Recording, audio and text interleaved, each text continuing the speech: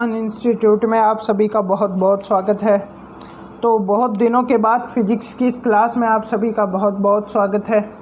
जैसा कि आपको पता है, फ़िज़िक्स की क्लास में अपन ने अभी तक 6 चैप्टर कंप्लीट कर लिए हैं, बट एमसीक्यूज़ की अगर मैं बात करूं तो सही से मैंने एक चैप्टर के भी नहीं करवाए। जैसे मैंने 2-3 चैप्टर के शुरुआत में कराए थे, 20 से 25 एमसीक्यूज़ मैंने करवाए थे, बट इससे कोई फ़र्क नहीं पड़ता है एग्ज़ाम रिलेटेड। अब मैं आपको आगे एमसीक्यूज़ मतलब अभी आपके पास 4 चैप्टर और करवाने हैं। आपको 4 चैप्टर जैसे होते हैं, उसके बाद फिजिक्स में अपन ओनली एक ही काम करेंगे, क्या? एमसीक्यूज़।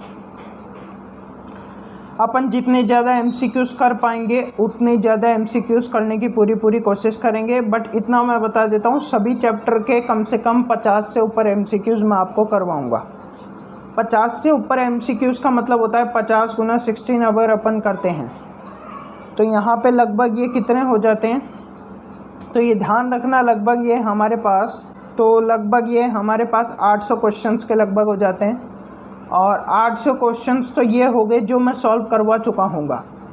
उसके अलावा 200-300 क्वेश्चन ऊपर से मैं आपको टेस्ट में मिल जाएंगे, 200-300 क्वेश्चन, और कुछ एक क्वेश्चन 100-200 क्वेश्चन अलग से मैं और प्रोवाइड करा दूँगा। तो ऐसे करके कम से कम फिजिक्स में 1200 से 1300 क्वेश्चन आपको देखने को मिल जाएंगे, और ये बहुत है सफिशिएंट एक एग्ज़ाम के लिए। ठीक है, चलिए दोस्तों शुरू करते हैं आज के इस वीडियो को। और आज के वीडियो में अपन शुरू करेंगे न्यू चैप्टर तरंग। तो देखिए, तरंग के बारे में पढ़ते हैं। तो तरंग के बारे में, तरंग है क्या, वेव है क्या? तो तरंग के बारे में तो आप लोग जानते हो, ये कण होते हैं छोटे छोटे, और ये कण क्या करते हैं, गति करते हैं। और इन कणों की गति के कारण ही क्या बनती है, तरंग बनती है। तो तरंग है क्या? रियलिटी में देखा जाए तो तरंग एक ऊर्जा है, और इस ऊर्जा के कारण ये जो छोटे छोटे कण हैं ये ऊपर नीचे गति करते हैं। यानी कौन सी गति करते हैं? आवर्ती गति करते हैं। और इस आवर्ती गति से क्या बनती है? इनकी आवर्ती गति से ही तरंग बनती है। ठीक है, क्लियर? अपने को इसमें पढ़ना है तरंगों का अध्यारोपण। अपने को इसमें क्या पढ़ना है? तरंगों का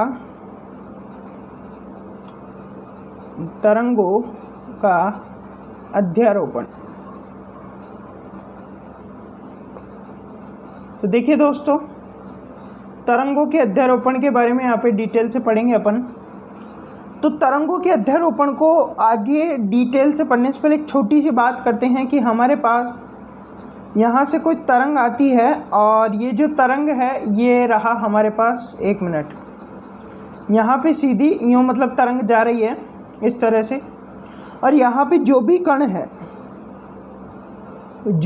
है उन कणों को मान लीजिए एक तरंग आई, उस तरंग ने कण को इतनी ऊर्जा दे दी कि वो लगभग कितना विस्थापित हो गया, 2 मीटर। कोई दूसरी तरंग आती है, दूसरी तरंग ने फिर इसको ऊर्जा दी नए कण को, और वो 3 मीटर विस्थापित हो गया। अगर यहाँ पे मैं परिणामी विस्थापन निकालना चाहूँ कि जो तरंगों के द्वारा कणों का विस्थापन हुआ है, वो परिणामी विस्थापन, तरंग के द्वारा जो कणों का विस्थापन हुआ है वो परिणामी विस्थापन कितना होगा, तो यहाँ पर जो परिणामी विस्थापन होगा वो जो टोटल परिणामी विस्थापन यानी y, वो y होगा, y बराबर होगा जो कण में विस्थापन हुआ है उनके योग के बराबर। मान लो पहला कण है तो इस पहले कण में y1 विस्थापन हुआ है और दूसरे कण में y2 विस्थापन हुआ है, तो ये जो y है ये बराबर होगा y1 + y2 के योग के। क्लियर? लेकिन यहाँ पे ध्यान रखना कि ये जो चिन्ह यहाँ पे उपयोग किया गया है, मतलब ये तो प्लस रहेगा ही, लेकिन ये जो y1 और y2 है इन पे भी चिन्ह आएगा, और वो चिन्ह आएगा इनकी दिशा के अनुरूप। यानी अगर मान लो कि जो y1 और y2 यानी कण, पहला कण और दूसरा कण एक ही दिशा में विस्थापित होते हैं तो प्लस। अगर मान लो कि यहाँ पे बहुत सारे कण हैं, एक कण तो लगभग 3 मीटर विस्थापित हो गया ऊपर की तरफ, एक कण नीचे विस्थापित हो गया लगभग 5 मीटर, तो यहाँ पे इसके लिए यहाँ पे जो विस्थापन होगा, परिणामी विस्थापन, वो y बराबर y1 + -का y2। क्यों? क्योंकि ये नीचे की तरफ है, क्योंकि ये एक दूसरे के विपरीत है। तो इस तरह परिणामी जो है आप परिणामी विस्थापन निकाल सकते हैं। और इस चैप्टर को आगे बढ़ाने से पहले एक बात मैं कह देना चाहता हूँ कि जिस तरह मैंने कुछ चैप्टर पहले 1-2 पढ़ाए हैं, जैसा कि मैंने कहा था कि केवल आप ये ध्यान रखो जो मैं बता रहा हूँ, ये मत सोचो कैसे हुआ, किस तरीके से हुआ, क्यों हुआ। क्यों नहीं सोचना सर?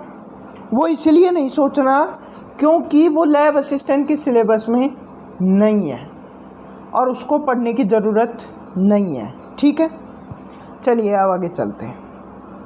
अब देखो, जो सिलेबस में उससे बाहर कुछ नहीं पढ़ाऊँगा, सिलेबस ही पढ़ाऊँगा आपको कंप्लीट। ठीक है, ऐसे तो भंडार पढ़ा है, क्या क्या पढ़ाऊँ? ऐसे तो पढ़ाने कम ही है कि पढ़ाने लग जाऊँगा तो फिर एक ही चैप्टर जो है 1-1 घंटे की लगभग 9 से 10 क्लास खिंच जाएगी।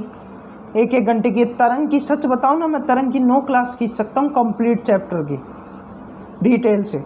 लेकिन 9 क्लास अगर आप एक ही चैप्टर की हो गई, आप खुद सोचो एक बार, अगर एक ही चैप्टर की 9 क्लास हो गई, जो स्टूडेंट अब सिलेबस कोर्स परचेज कर रहे हैं वो अगर ये इतना डिटेल से ज़रूरत नहीं है, अगर मान लो आपका और मैं पढ़ाऊँ तो एक बार कहते हैं आप सोचो 9 क्लास अगर एक ही सब्जेक्ट या एक ही उसके लिए हो गई तो बाकी बहुत सारी सब्जेक्ट है और इसी में अभी तक 4 चैप्टर और है।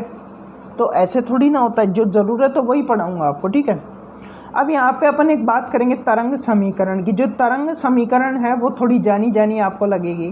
क्यों लगेगी सर? चर्चा करेंगे उसके ऊपर भी अपन। जो तरंग समीकरण है ज़रा उस पर ध्यान देना है यहाँ पर।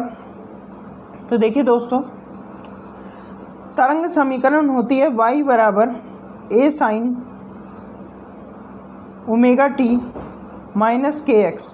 ये होती है हमारी तरंग समीकरण। ठीक है, इस तरंग समीकरण की अगर अपन बात करें तो इस तरंग समीकरण को आप देखा महसूस कर रहे होंगे, वैसे तो 11th क्लास में देख लिया होगा, बट दोलन वाले चैप्टर में आपने एक समीकरण पढ़ी थी क्या, कि y बराबर a sin omega t plus phi.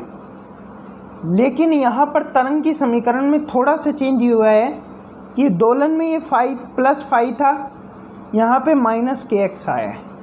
तो ये है तरंग की समीकरण। और तरंग की समीकरण में कौन क्या है उसको समझ लो। तरंग की समीकरण में ये y विस्थापन है, ये क्या है? विस्थापन।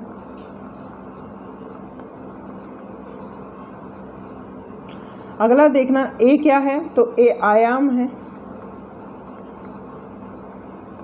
उसके बाद साइन, तो साइन ही होता है। ओमेगा क्या है? कोणीय आवृत्ति है।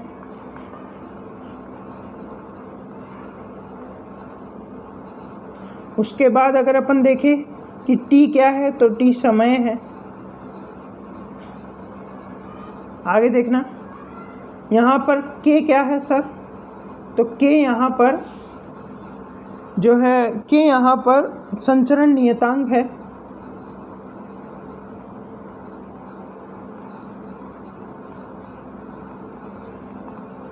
और सर x क्या है, तो x यहाँ पर विस्थापन है। विस्थापन तो y हो गया ना, मतलब एक मिनट, तरंग द्वारा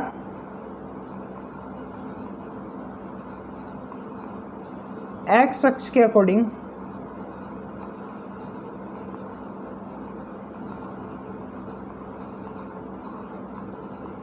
x अक्ष के अनुसार दूरी, कि तरंग x अक्ष पे कितनी चल रही है, क्या चल रही है, उसका प्रोसेस है, वो आगे डिटेल में समझेंगे। तो पहले तो अपने को ये समीकरण समझ में आनी चाहिए कि k बराबर क्या होता है। k बराबर a sine omega T minus के एक्स यहाँ पर होता है। तो ये समीकरण आपके डिटेल में समझ में आनी चाहिए, कुछ भी नहीं है, बहुत सिंपल सी चीज़ है। यहाँ पे फाई था और यहाँ पे हमने माइनस का के एक्स यूज़ किया है, सिंपल सी बात है। क्लियर? अब यहाँ पे थोड़े से के के बारे में बात कर लेते हैं। के क्या है?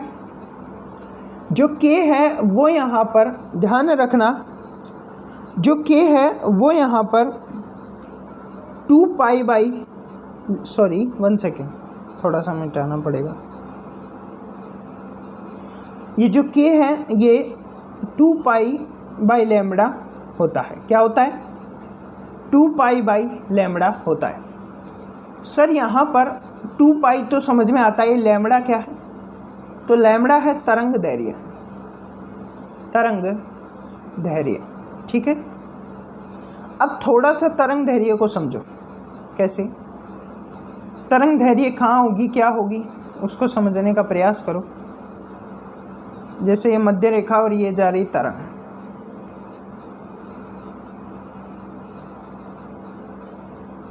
तो इस तरंग में ये वाला जो बिंदु है और सेम एक इसी कला में, इसी कला के अंतर्गत ये वाला बिंदु, तो इन दोनों की जो मध्य की दूरी है वो क्या है, लैम्बडा, तरंग दैर्घ्य। ये वाला बिंदु अगर आप लेते हो और ये वाला लेते हो तो इन दोनों के मध्य की दूरी ये क्या है, लैम्बडा। अगर ये वाला आप लेते हो तो गलती से ये वाला मत ले लेना, ये मत कर देना आप, ये गलत हो जाएगा। ठीक है, तो सही क्या है सर, सही ये होगा।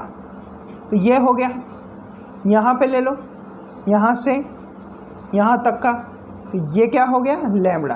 तो लैम्बडा समझ में आ जाना चाहिए कि जो तरंग दैर्घ्य है वो क्या होगी। अब जैसा कि मैंने आपको सूत्र पढ़ाया, अभी कौन सा सूत्र पढ़ाया, तो मैंने अभी आपको बताया, यहाँ पे अपन ने किसकी बात करी, यहाँ पे अपन ने बात करी तरंग दैर्घ्य की।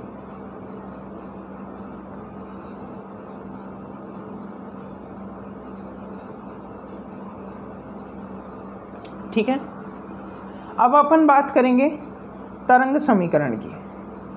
वैसे मैं पढ़ा चुका हूँ तरंग समीकरण, पीछे अभी ये वाला पेज पे पढ़ा है ना तरंग समीकरण, लेकिन इसी के कुछ बातें भाई बाकी है। तो तरंग समीकरण को यहाँ पे समझना आप लोग। तरंग समीकरण देखिए आराम आराम से पढ़ेंगे इस चैप्टर को, नहीं तो चूक हो गई ना, समझ में नहीं आता फिर बाद में, इसलिए कह रहा हूँ आराम आराम से अच्छे से समझ के इस चैप्टर को पढ़ेंगे। देखो तरंग समीकरण जो मैंने अभी आपको पढ़ाई, y बराबर a sine omega t plus, sorry plus नहीं माइनस, हाँ माइनस के एक्स। तो यहाँ का ये जो माइनस चिन्ह है, यहाँ पे ये जो माइनस चिन्ह है, ये माइनस चिन्ह कुछ नया और अलग प्रकट करता है। क्या प्रकट करता है?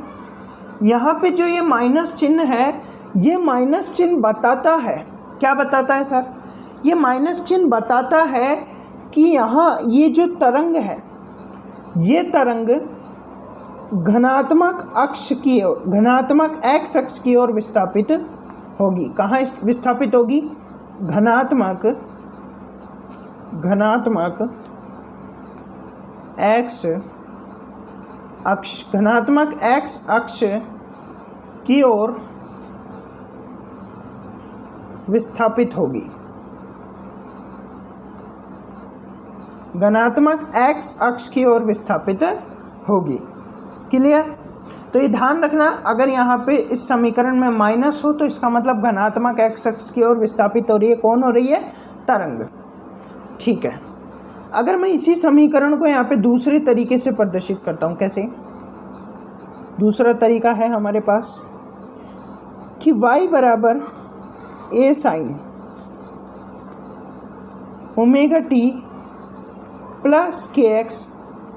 सर पहले माइनस आया, अब प्लस आया, प्लस का मतलब क्या है? तो जो माइनस का मतलब था उसका जस्ट विपरीत प्लस का मतलब हो जाएगा। तो प्लस का मतलब क्या हो जाएगा? प्लस का मतलब यहाँ पे है कि जो हमारी तरंग है वो कहाँ विस्थापित हो रही है? माइनस एक्स एक्स की ओर विस्थापित हो रही है। कहाँ? माइनस एक्स एक्स की ओर। तो क्या लिखेंगे? तरंग ऋणात्मक एक्स अक्ष, ऋणात्मक एक्स अक्ष की तरफ विस्थापित। क्लियर? इस तरह हमने बात करी तरंग समीकरण की। जा कहीं नहीं रहा, टेंशन मत लो कि क्या है, मैं मैक्सिममली कहीं मतलब क्लास एंड करता हूँ तब बोलता हूँ ना, इस तरह अपन ने बात की। अभी तो अपन पढ़ेंगे, ठीक है? तो वैसे तो आपके पास टाइमिंग है देखने को, बता रहा हूँ बट मैं तो इस तरह अभी अपन ने तरंग समीकरण को डिटेल से समझा और उसको ठीक से देखने का प्रयास किया। अब अपन एक नए टॉपिक पर चर्चा करेंगे। अगर मान लो कि आपको यहाँ पर क्वेश्चन कैसे बनेगा, या इसी को तरंग समीकरण से रिलेटेड अगर हमको वैल्यूज़ निकालनी हो तो कैसे निकालेंगे, क्योंकि क्वेश्चन में तो ये तरंग समीकरण को इस तरीके से दिया होगा और उसमें से आपको वैल्यूज़ निकालनी होगी और उस वैल्यूज़ के माध्यम से आपको क्वेश्चन सॉल्व करना होगा। तो ये तरंग समीकरण को आगे समझना, एक एग्जाम्पल के जरिए आप इसको समझने का प्रयास करना। एज ए क्वेश्चन आप इसे समझ सकते हैं कि ये क्वेश्चन है आप लोगों के लिए। रेड पेन से करते हैं, थोड़ा अच्छा लगेगा, अट्रैक्टिव। तो देखो y बराबर यदि आपको दिया हो, y बराबर tan साइन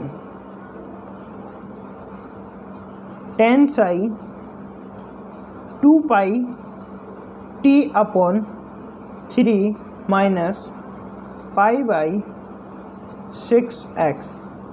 अगर आपको इस तरह का दिया हो, क्या अगर आपको एग्ज़ाम में इस तरीके का कुछ दिया हो, और खैर एग्ज़ाम में इतना सरल तो देगा नहीं, बट समझा रहा हूँ, सॉल्व करने में चीज़ें काम आती है। अगर ऐसा कुछ दिया हो, सॉल्व करते हैं, ऐसा कुछ दिया हो और आपसे कहा जाए कि इस समीकरण में से आयाम निकालो, इस समीकरण में से आवर्ती निकालो, इस समीकरण से आवर्तकाल निकालो, इस समीकरण से यहाँ पर ओमेगा निकालो, कोणीय आवर्ती निकालो, के निकालो, एक्स निकालो, टी निकालो, इस तरह की कुछ बातें अगर आपसे समीकरण को देके करता है तो सर कैसे सॉल्व करेंगे। तो देखो ये तो दिया है आपको समीकरण वैल्यू रख के, अगर बिना वैल्यू की समीकरण देखे तो क्या होगी, y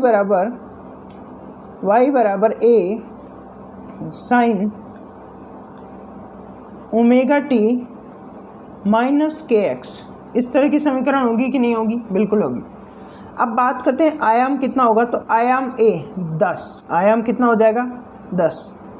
अगर मैं ओमेगा की बात करूं, ओमेगा कितना होगा, तो ओमेगा देखो t के साथ, t को उठाएंगे तो पाई बाई, यहाँ पे ये पाई बाई 3 है, ध्यान रखना, ठीक है 3, तो पाई बाई 2 पाई बाई 3, तो ओमेगा अपने पास कितना हो जाएगा 2 पाई बाई 3।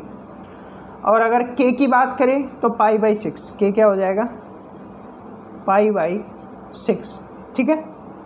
और इस तरह ये होगी कुछ बातें। अगर आपसे कहा जाए आवर्ती निकालो, चलो हाँ आवर्ती निकालो, तो आपको आवर्ती निकालने का फॉर्मूला पता है, कैसे निकालेंगे, ओमेगा बराबर क्या होता है 2 पाई एफ, तो बस 2 पाई एफ वैल्यू रख दो यहाँ पे, तो 2 पाई एफ बराबर 2 पाई बाई 3।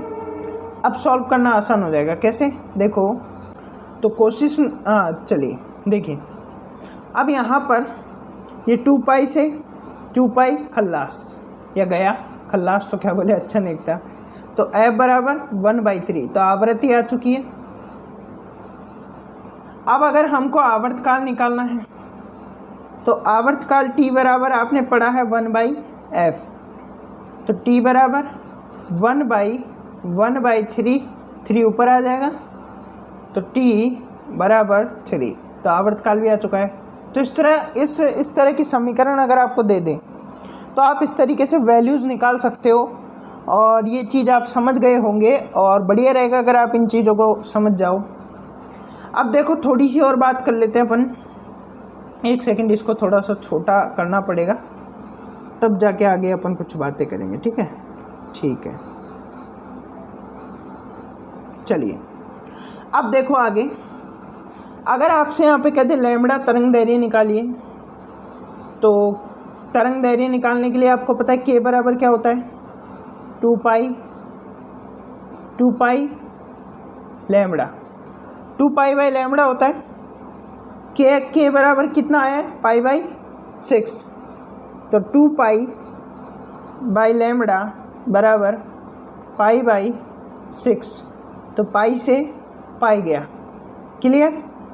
और ये लैम्बडा इधर चल जाएगा, 6 इधर आ जाएगा, तो हमारे पास लैम्बडा कितना आया 12, कितना आया 12 मीटर। तो इस तरह हम लैम्बडा भी तरंग दैर्घ्य में ऐसे निकाल सकते हैं। तो ये कुछ बातें थी दोस्तों जो क्लियर होती है, और अब चलते हैं आगे नेक्स्ट। अब बात करेंगे तरंगों के प्रकार की। तो देखो तरंग 2 प्रकार की होती है। सर कौन कौन सी? एक अनुप्रस्थ तरंग होती है, दूसरी अनुदैर्घ्य तरंग होती है। कौन कौन सी होती है? एक तो होती है अनुप्रस्थ, अनुप्रस्थ तरंग होती है। और अनुप्रस्थ तरंग क्या होती है? तो यदि देखो परिभाषा मैं लिख रहा हूँ क्योंकि ये चीज़ नोट्स में भी आपको मिल जाएगी। कोशिश करूँगा कि ये जो पढ़ा रहा हूँ इसकी जो स्क्रीन पे आपको लिख रहा हूँ इसकी PDF आज प्रोवाइड करा दूँ और डेली प्रोवाइड करा सकूँ, कोशिश करूँगा। देखो क्या है, कुछ टेक्निकल इश्यूज़ ऐसे होते हैं कि ना चाहकर भी हम वो चीज़ हो जाती है जो हम नहीं चाहते। कहने का मतलब मैं चाहूँगा भी ना कि इस PDF को निकाल सकूँ तो नहीं निकाल पाऊँगा। क्यों? क्योंकि कुछ चीज़ें ऐसी होती है कि हम चाहते तो हैं बट हो नहीं पाती। ठीक है, तो आप समझ सकते हो कि कुछ कभी बताऊंगा डिटेल में। अभी तो पढ़ते हैं बीच बीच में, मतलब बीच बीच में तो बातें नहीं करेंगे, अभी पढ़ते हैं, बाद में बात करेंगे कभी। तो अनुप्रस्थ तरंग का मतलब क्या होता है? तो देखो, यदि कण तरंग की गति या तरंग की चाल, यदि कण का जो दोलन है या कण जो तरंग है वो कणों के दोलन के समांतर ना जाके लंबवत जाए। कैसी जाए? लंबवत। या ऐसा भी कह सकते हैं कि जिस तरंग में कणों का कंपन तरंग के संचरण के एक दूसरे के लंबवत हो। देखो यदि यदि कणों का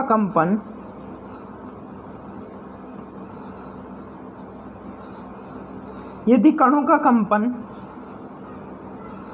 तरंग संचरण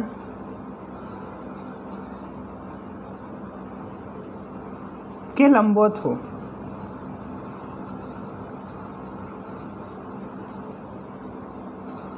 तो उसे अनुप्रस्थ तरंग कहते हैं।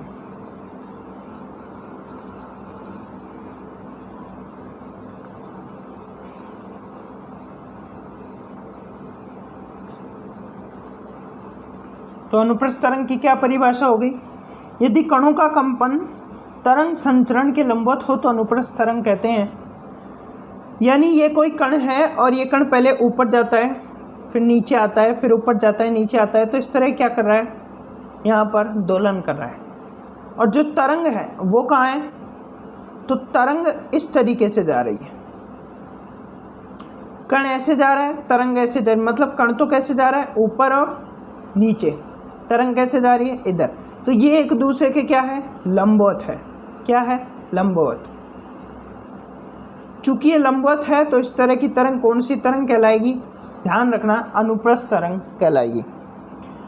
इसके कुछ उदाहरण है, बिल्कुल उदाहरण है, उदाहरण ध्यान रखना यहाँ पर। क्या है इसके उदाहरण? तो रस्सी में होने वाली या रस्सी में उत्पन्न तरंग, रस्सी की तरंग, रस्सी में जो तरंग उत्पन्न होती है वो, और द्रव में उत्पन्न होने वाली तरंग, द्रव में जो तरंग उत्पन्न होती है द्रव्य तरंग। और एक तीसरी है विद्युत चुंबकीय तरंग, विद्युत चुंबकीय तरंग। और विद्युत चुंबकीय तरंग की अगर मैं बात करूं तो लगभग ये यहाँ पर एक्स किरण रहेगी इसके अंतर्गत। 1 सेकेंड, इसके अंतर्गत कौन कौन शामिल होगा? तो इसके अंतर्गत यहाँ पर एक्स किरण शामिल हो सकती है, अल्ट्रा वेव यहाँ पे शामिल हो सकती है, यहाँ पे ये ध्यान रखना, और रेडियो वेव या रेडियो किरण,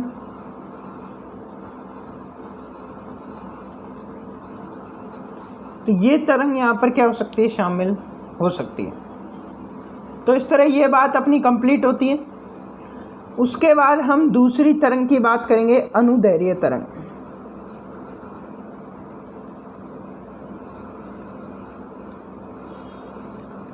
ये अनुदैर्घ्य क्या होता है? अगर मान लो कि तरंग जो है, अगर तरंग कणों की गति के समांतर, ऐसे कह सकते हैं कि कणों की गति और तरंग का संचरण समांतर हो तो अनुदैर्घ्य तरंग कहेंगे। यदि कणों की गति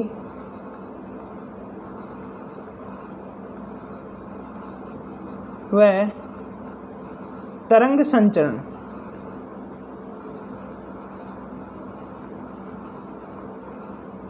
कैसा हो, समांतर हो तो उसे अनुदैर्घ्य तरंग कहेंगे। क्या कहेंगे? अनुदैर्घ्य तरंग। क्लियर? उदाहरण क्या क्या होंगे सर? उदाहरण देखना जरूरी है भाई।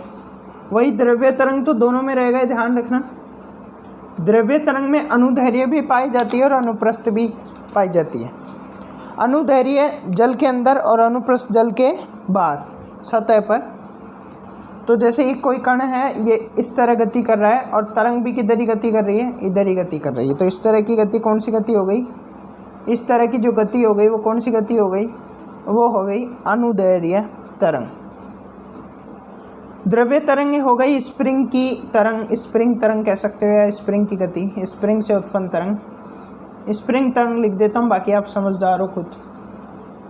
और एक और है, वो क्या है सर? ध्वनि तरंग।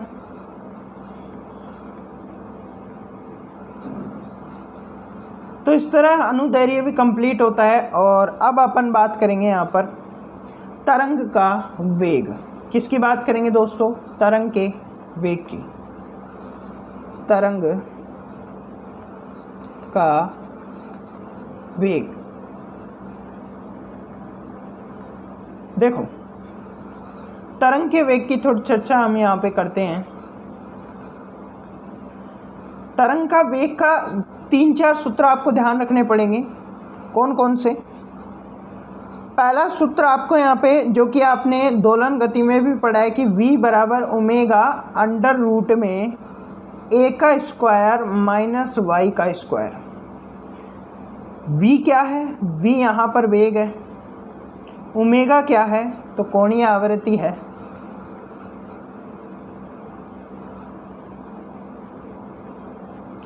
a क्या है? आयाम है। और y क्या है? तो ध्यान रखना, y यहाँ पर विस्थापन है। क्लियर? उसके बाद अब अपन बात करते हैं यहाँ पर दूसरा समीकरण। मतलब अगर मान लो कि इस तरीके से क्वेश्चन में वैल्यूज नहीं दे रखी हो तो वेग आप निकाल सकते हो लैम्बडा बाई टी से भी। लैम्बडा क्या है? तरंग दैर्घ्य है। और टी क्या है? आवर्तकाल।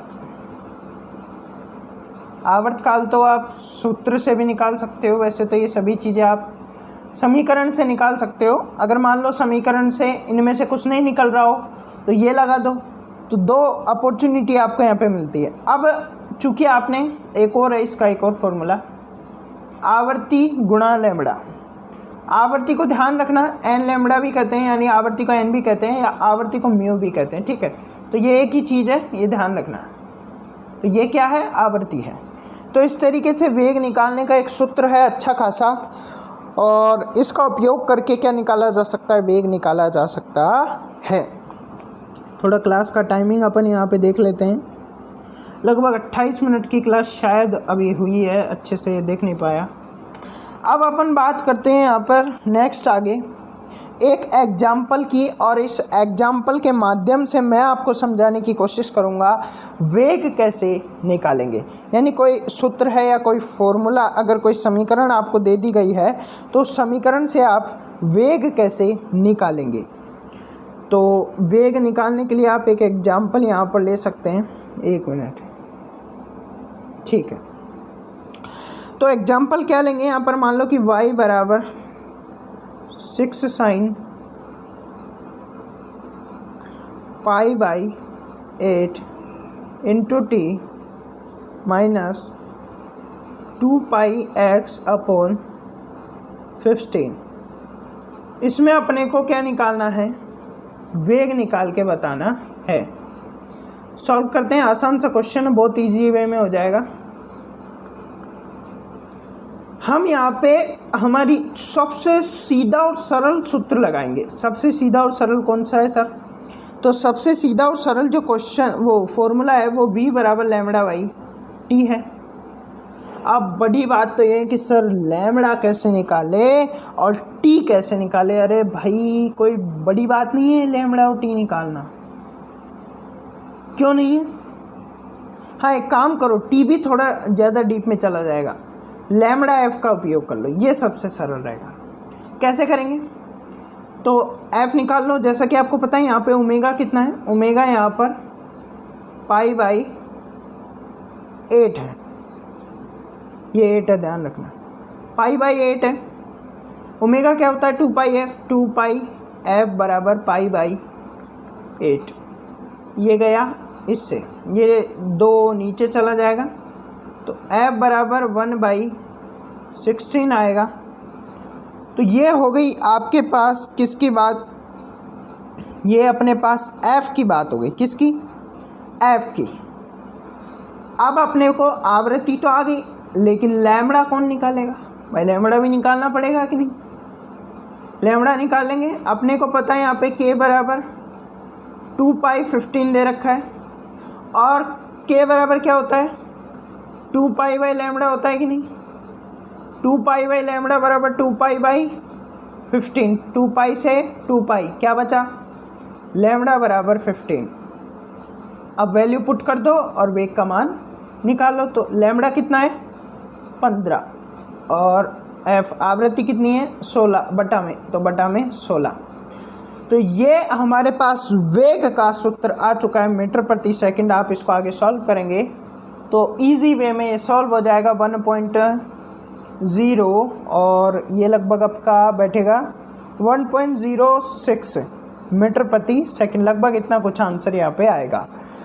तो इस तरह हम निकाल सकते हैं वेग किसी भी समीकरण अगर आपको दे देते हैं, तो इस तरीके से आप क्वेश्चन सॉल्व कर सकते हैं। बाकी मैं एमसीक्यूज बहुत करवाने वाला हूँ आप लोगों को, बहुत अच्छी तैयारी है, राजस्थान इंस्टीट्यूट आपको कराएगा, और विश्वास के साथ मैं कह सकता हूँ कि ऐसी तैयारी आपको कहीं नहीं मिलेगी।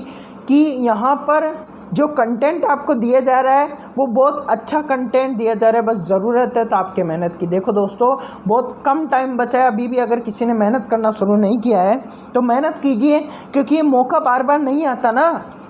ये वैकेंसी आ जाइए, अब कब आएगी?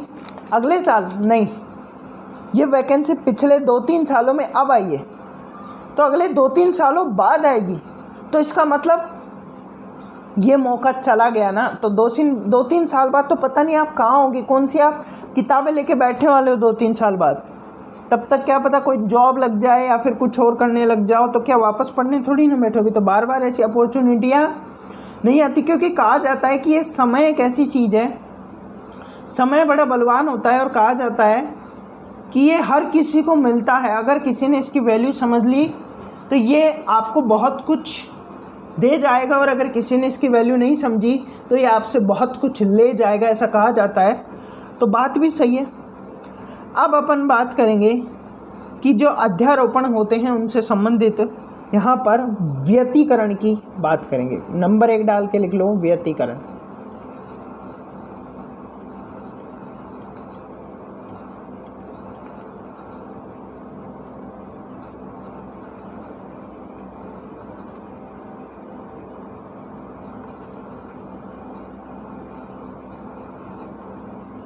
इंटरफेरेंस, व्यतिकरण।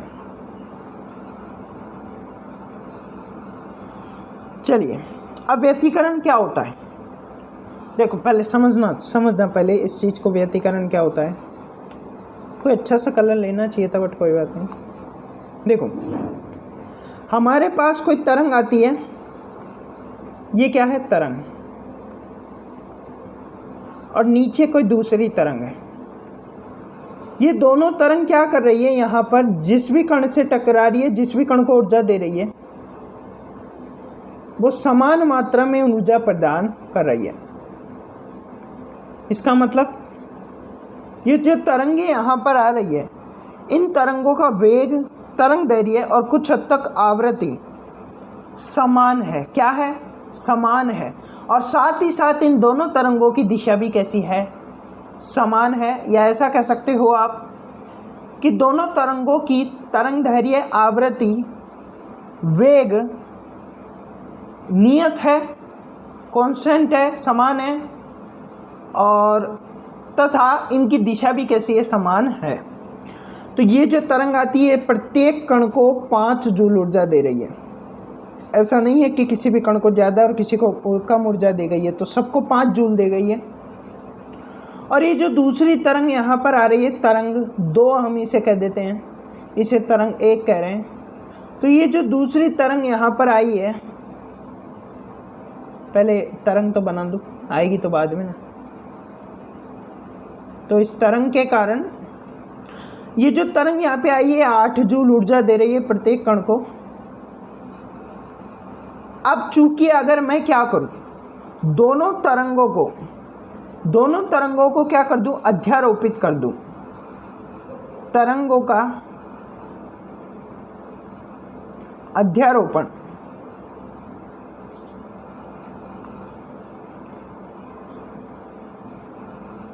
एक ही माध्यम में, ध्यान रखना, समान माध्यम।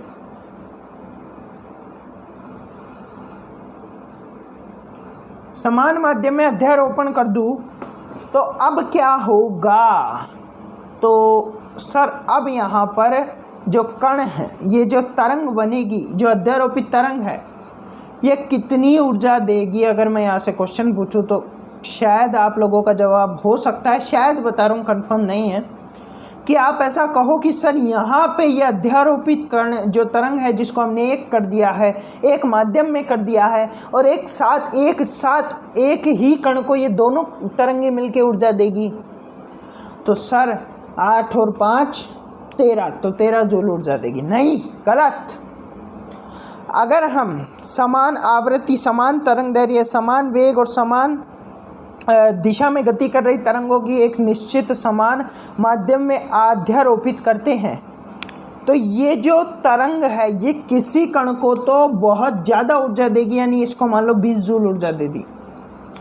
किसी कण को मध्यम ऊर्जा देगी, 15 जूल दे दी, या मान लो 15 जूल। किसी को फिर ज़्यादा दे दी, 18 जूल दे दी, और किसी को बहुत कम दे दी, मान लो 5 जूल दे दी। तो इस तरीके से क्या होगा, ये जो अध्यारोपित तरंग होगी ये किसी कण को तो बहुत ज़्यादा ऊर्जा दे देगी और किसी को बहुत कम ऊर्जा देगी। तो इसे ही हम यहाँ पर क्या कहते हैं, व्यतिकरण कहते हैं। तरंगों का क्या कहते हैं, व्यतिकरण कहते हैं। अब इस व्यतिकरण को डिटेल में समझते हैं। तो सबसे पहले परिभाषा देखो व्यतिकरण की। व्यतिकरण की परिभाषा क्या होगी, तो 2 या अधिक तरंगों के वेग, यदि 2 या अधिक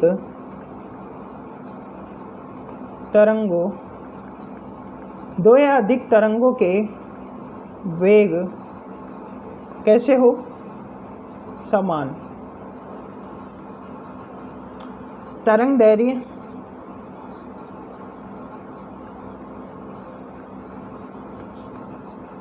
लैम्डा, दिशा, आवृत्ति कैसी हो, समान हो, तथा इन्हें अध्यारोपित कर दे।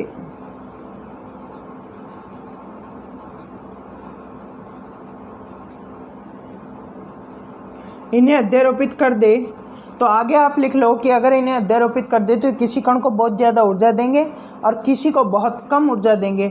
इसे ही हम क्या कहते हैं, व्यतिकरण कहते हैं। ठीक है,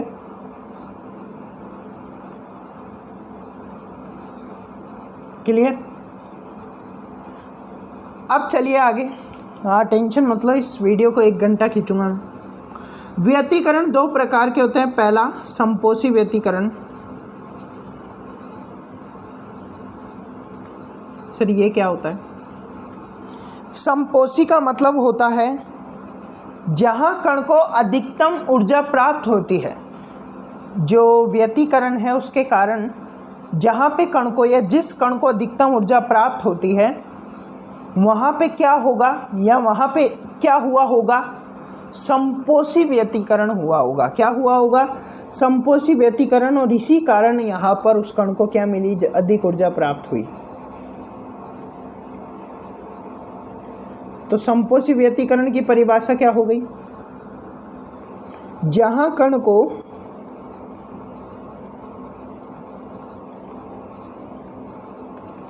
अधिकतम ऊर्जा प्राप्त है,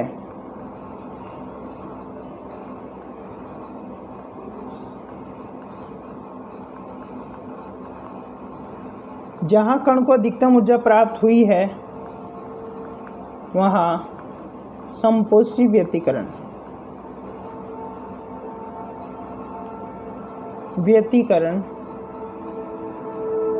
संपोषी व्यतिकरण हुआ है। क्या हुआ है, संपोषी व्यतिकरण हुआ है। क्लियर।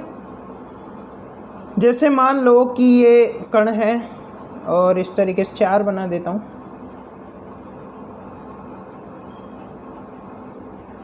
एक तो यहाँ पे 15 जूल मिल रही है, यहाँ पे 20 जूल मिल रही है, यहाँ पे मान लो 18 जूल मिल रही है, यहाँ पे 2 ही जूल मिल रही है।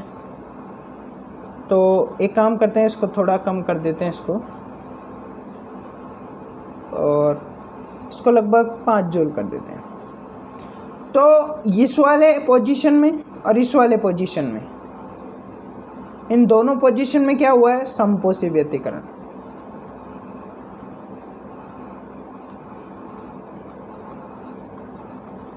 और अब जो पोजीशन बच गई जहाँ पे ऊर्जा कम प्राप्त हुई है उसे विनाशी व्यतिकरण कहेंगे। यानी ये दो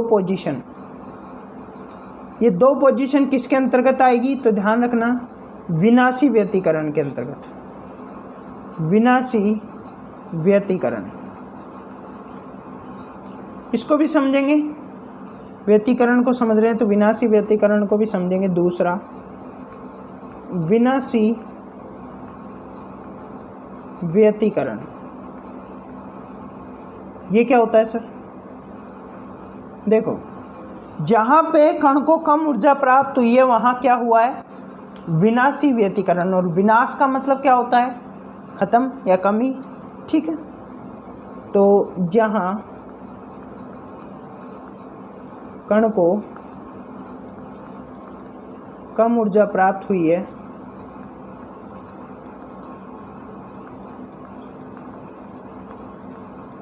वहाँ क्या हुआ है, विनाशी व्यतिकरण हुआ है। क्लियर? तो ये ध्यान रखने वाली बातें हैं। अब यहाँ पर दो चीज़ें आपको पढ़नी है, एक तो पठांतर और दूसरा कलांतर। कलांतर पठांतर को डिटेल में पढ़ेंगे, ऐसी कोई बात नहीं है कि डिटेल में नहीं पढ़ेंगे, बट अभी केवल जितना मैं पढ़ा रहा हूँ उतना पढ़ो। कलांतर और पठांतर दो शब्द होते हैं। कलांतर, जो कुल कलांतर होता है वो फाई होता है, और फाई बराबर होता है φ1 माइनस φ2। तो ये क्या है, तो पहली तरंग का फाई माइनस दूसरी तरंग का फाई का अंतर जो होता है, पहली तरंग तथा दूसरी तरंग के जो फाई का अंतर होता है वही क्या कहलाता है, कलांतर। पठांतर क्या होता है, तो x बराबर x1 माइनस x2। x1 किसके लिए है, पहली तरंग के लिए, और x2 किसके लिए है, दूसरी तरंग के लिए। तो दोनों तरंगों के अंतर का जो x निकल के आ रहा है वह क्या है, पठांतर। ठीक है, तो कलांतर और पठांतर की ये दो बातें अभी आपको ध्यान रखनी है। और कलांतर और पठांतर से रिलेटेड जो रिलेशन निकल के आता है वो आता है फाई बराबर 2, फाई अपॉन 2 पाई बराबर x अपॉन लैम्बडा। अब यहाँ से फाई निकाल सकते हो कैसे, तो फाई बराबर 2 पाई x अपॉन लैम्बडा, और यहाँ से आप x निकाल सकते हो, तो x बराबर फाई लैम्बडा अपॉन 2 पाई। ठीक है, तो ये बातें आपको यहाँ पे ध्यान में रखनी है बस। ध्यान में रखनी है, आपको याद कर लेना है कैसे आया, किस तरीके से आया, ये किस तरीके से आया तो वो नहीं जानना आपको, ये किस तरीके से आया, एक तो ये और एक ये मैं बता चुका हूँ अभी, इस सूत्र से आया। तो ये बातें आपको ध्यान रखनी है जो बता रहा हूँ मैं, क्योंकि आगे क्वेश्चन सॉल्व करने में काम आने वाली है। अब यहाँ पर एक एक व्यतिकरण को डिटेल से पढ़ेंगे, जो संपोषी व्यतिकरण है और जो विनाशी व्यतिकरण है, उन दोनों को यहाँ पर डिटेल से पढ़ेंगे और समझेंगे कि संपोषी व्यतिकरण क्या होता है और विनाशी व्यतिकरण क्या होता है। तो चलिए देखते हैं संपोषी व्यतिकरण।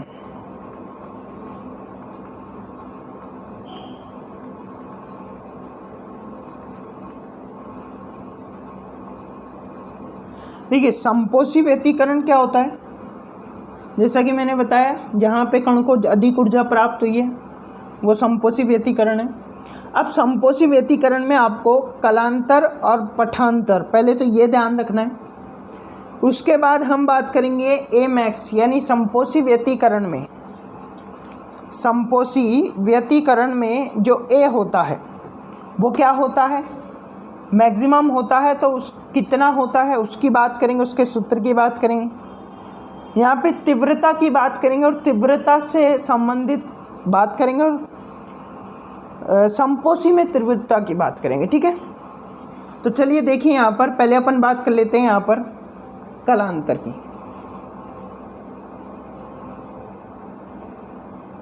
देखो कलांतर की अगर मैं यहाँ पे बात करता हूँ संपोषी व्यतिकरण में, तो देखो जो कलांतर होता है वो फाई बराबर यहाँ पर 2n पाई रेडियन होता है। 2n पाई ये सूत्र है और मात्रक क्या हो जाएगा, रेडियन। यह होता है कलांतर। 2 आप कांस्टेंट है, पाई ये कांस्टेंट, n क्या है तो n ध्यान रखना 0 1 2 3 4 डॉट डॉट डॉट, ये n होता है। अब इससे हम कैसे निकाल सकते हैं फाई, यानी कलांतर कैसे निकाल सकते हैं, फाई बराबर 2n, अगर मान लो मैं 3 रखता हूँ तो 3 के लिए कलांतर कितना होगा इंटू 3 पाई, तो ये कितना हो जाएगा फाई बराबर 6 पाई। क्लियर। तो इस तरीके से हम क्या निकाल सकते हैं, कलांतर।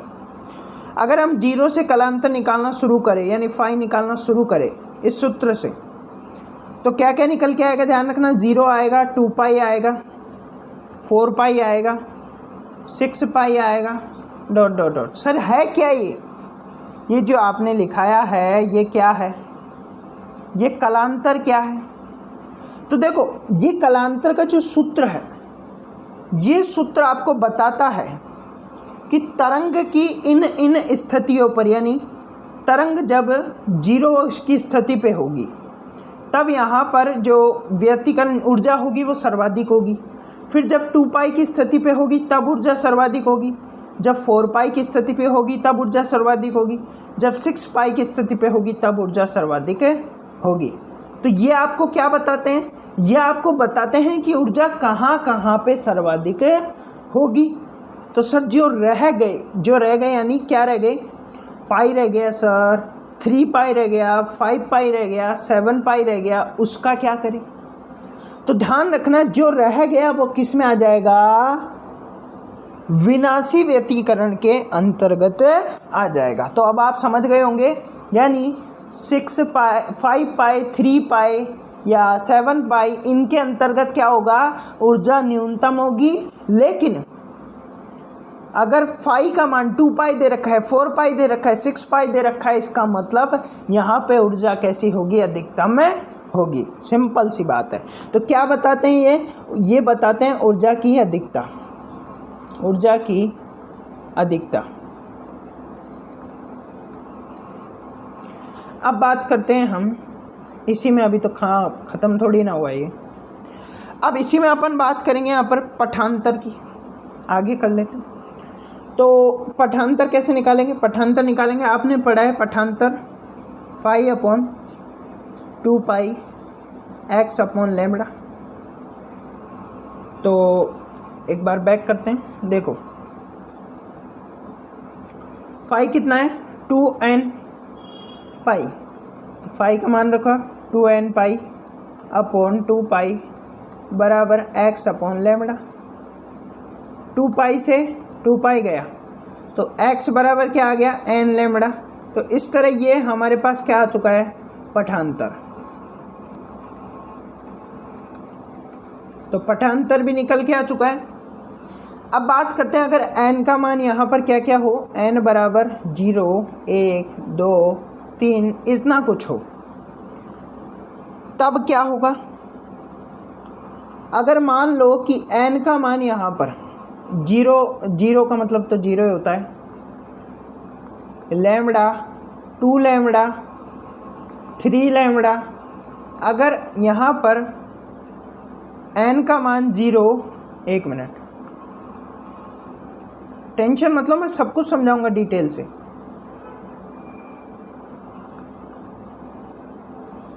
ठीक है, अगर यहाँ पे n का मान 0, 1, 2, 3, 4, 5 हो तो यहाँ पर जो x होगा वो 0 lambda 2 lambda 3 lambda 4 lambda dot dot dot तक चलता रहेगा। ठीक है, ये क्या बता रहे हैं सर, ये आपको बता रहे हैं कि इन पठांतर पर ऊर्जा कैसी होगी, सर्वाधिक होगी।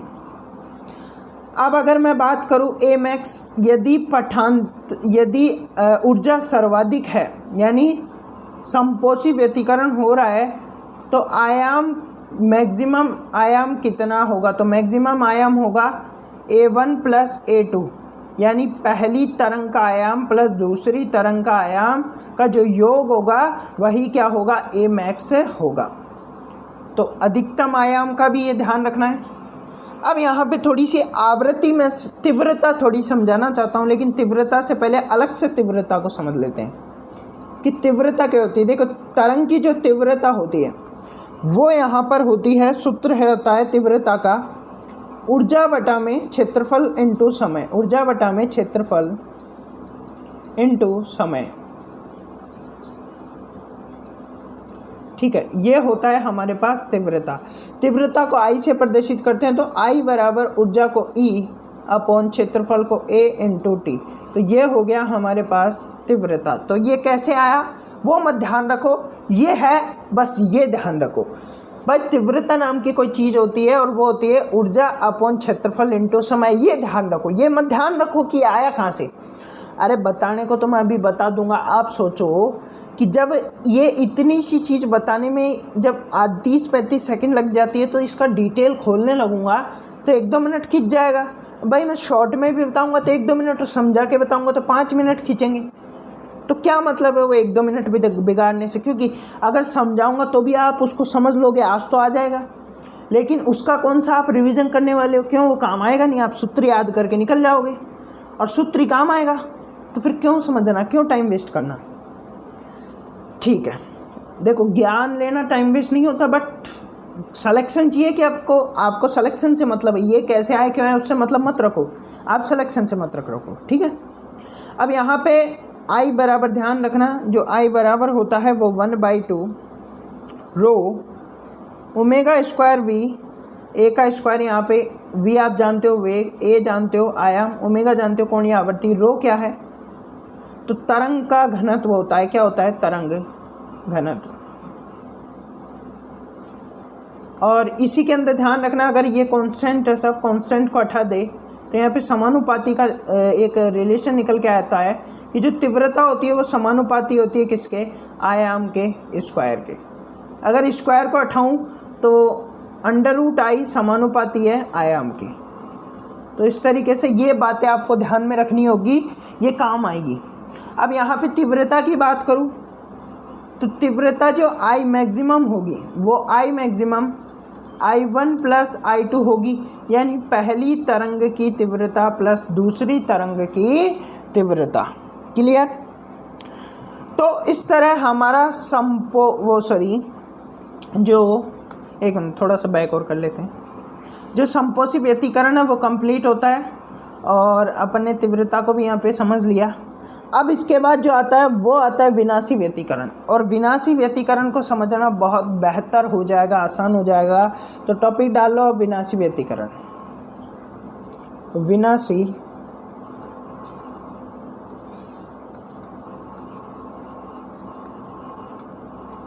व्यतिकरण। बस इसके बाद क्लास एंड कर देंगे, ये लास्ट समझ लो, ठीक है। परेशान हो गए होंगे कि सर एक तो आप कभी बड़ी क्लास नहीं डालते हो, डाल देते हो जब इतनी बड़ी डाल देते हो। अब ऐसे आएगी लंबी लंबी, ठीक है। फिजिक्स की तो जल्दी सिलेबस ख़त्म होने आएगा फिजिक्स का, फिर MCQs करेंगे। तो विनाशी व्यतिकरण की अगर मैं बात करूँ तो इसमें सबसे पहले मैं किसकी बात करूँगा, कालांतर।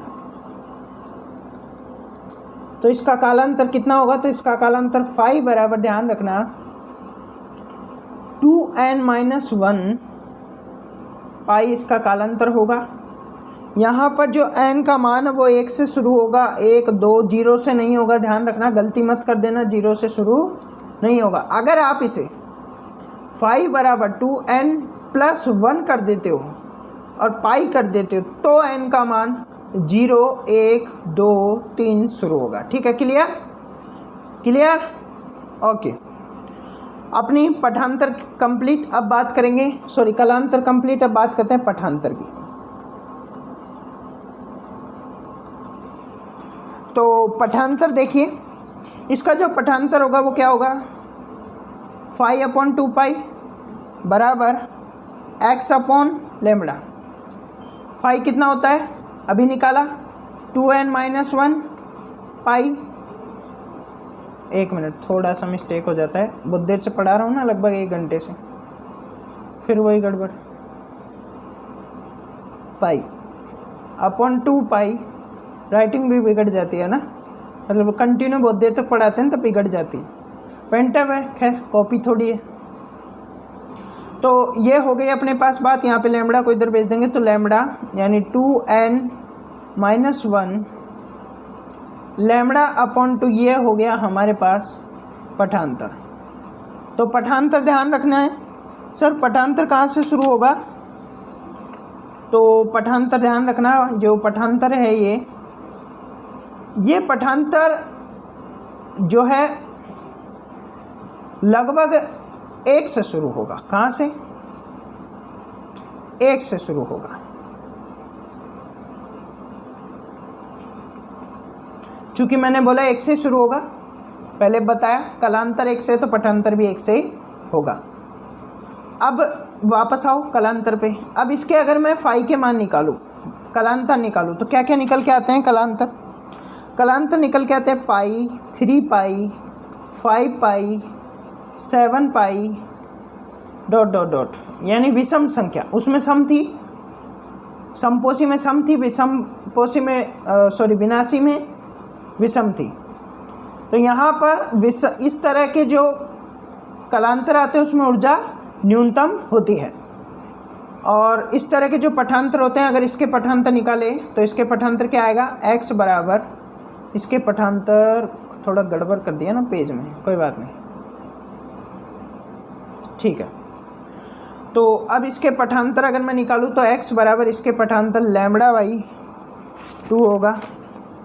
एक तो λ/2 होगा, एक यहाँ पर ध्यान रखना 3λ/2 होगा, 5λ/2 होगा, 7λ/2 होगा। तो इस तरह के पठांतर पर जो ऊर्जा है वो न्यूनतम होगी। विनाशी व्यतिकरण है तो न्यूनतम की बात करेंगे। अब बात करेंगे हम यहाँ पर A मैक्सिमम, आयाम अधिकतम की। तो यहाँ पर A मैक्सिमम क्या होगा, A2 - A1 होगा, और I मैक्सिमम की बात करूँ तो I मैक्सिमम जो होगा वो A1 - A2 होगा, और I1 - I2 होगा, ठीक है। तो ये हो गई हमारे पास, मैक्सिमम की बात नहीं होगी यहाँ पे, तो मिनिमम की होगी, क्योंकि ऊर्जा कम है। हाँ मैक्सिमम की होगी, गलत बोल गया, ऊर्जा कम है, तो उससे क्या मतलब है, कम ऊर्जा में अधिकतम आयाम कितना जाता है, ये बात है, ठीक है। थोड़ा सा कभी कभी मिस्टेक हो जाता है, इंसान ही तो हूँ, और इंसान गलती नहीं करेगा तो कौन करेगा भाई। तो A मैक्सिमम A1 - A2, और I मैक्सिमम I1 - I2।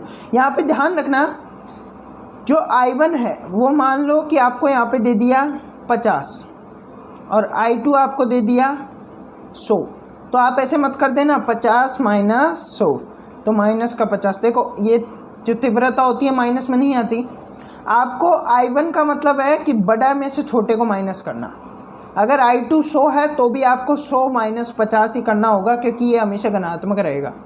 उसी तरह ये भी घनात्मक में ही बात करना, जो I की बात कर रहा हूँ, विशेषता I की बात कर रहा हूँ यहाँ पे, कि ऐसा मत कर देना कि आप बड़े में से मतलब छोटे में से बड़े को माइनस करो, नहीं, बड़े में से छोटे को माइनस करना, ठीक है, तीव्रता में, ठीक है। तो समाप्त करते हैं वीडियो को, और लगभग ये अपना 1 घंटे का हो गया है, 1 घंटे का हो गया है। मिलते हैं आपसे नेक्स्ट वीडियो में। जय हिंद दोस्तों, जय भारत, करिए तैयारी।